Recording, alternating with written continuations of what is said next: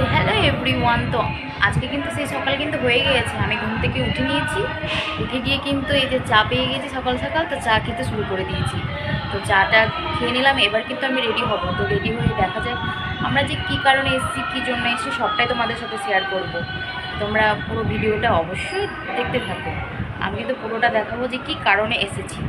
চাটা আমি খেয়ে নিই, পরে আবার দেখা হচ্ছে। আমি কিন্তু রেডি হয়ে গেছি।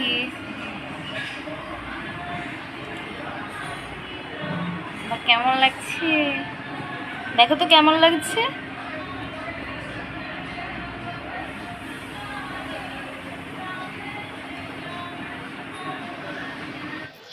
তারপরে আমার বর দেখাতে নিয়ে এসেছিল ওর পুরোনো মামার বাড়ি কোথায় ছিল।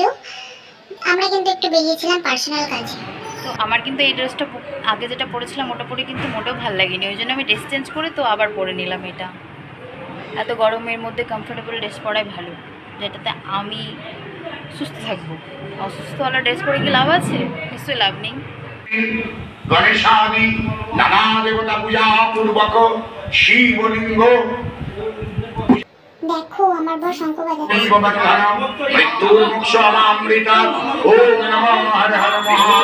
এখানে সমস্ত শুভ চিহ্নগুলো আঁকানো হচ্ছে, কারণ ভূত পেতনি যাতে ঘরের মধ্যে না ঢুকে।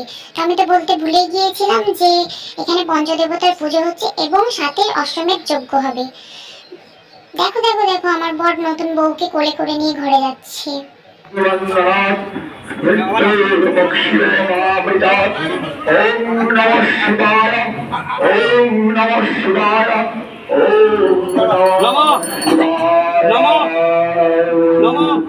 त्र्यंबकं जजामहे सुगंधिं पुष्टिवर्धनं उर्वारु तमेव बन्धनं नित्यनमस्य मामितत्। ओम नमः दुर्गे दुर्गे रक्षणि रक्षणि स्वाहा। जोड़े जोड़े हमारे यार बातें। नमः हरे कृष्ण काली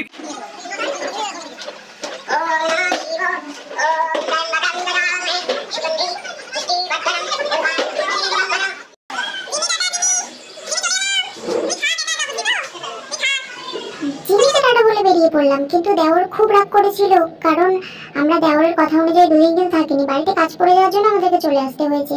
এই দেখো এটা কিন্তু বিএসএফ ক্যাম্প, লালবাগের বিএসএফ ক্যাম্প। তো তোমরা দেখতে পাচ্ছ বিএসএফ গুলো কিন্তু আমাদের দিকে তাকাচ্ছিল। তো আমাদের একটু ভয় লাগছিল, বরকে বললাম যে আমাদেরকে আবার আতঙ্কবাদী না বলে ধরে রাখে। আমরা কিন্তু মিডিলে খুব সুন্দর খাওয়া দাওয়া করে নিয়েছিলাম, মেনুতে অনেক কিছু ছিল কিন্তু বাট দেখাতে পারিনি। তো কি আর করার, তো বাড়িতে যেতেই হতো, তাই বাড়ি চলে গেলাম। এই দেখো এটা হচ্ছে লালবাগের কাটরা মসজিদ, খুব সুন্দর, তোমরা কিন্তু অবশ্যই দেখতে এসো। তো চলে যাই বাড়িতে, টাটা বাই বাই।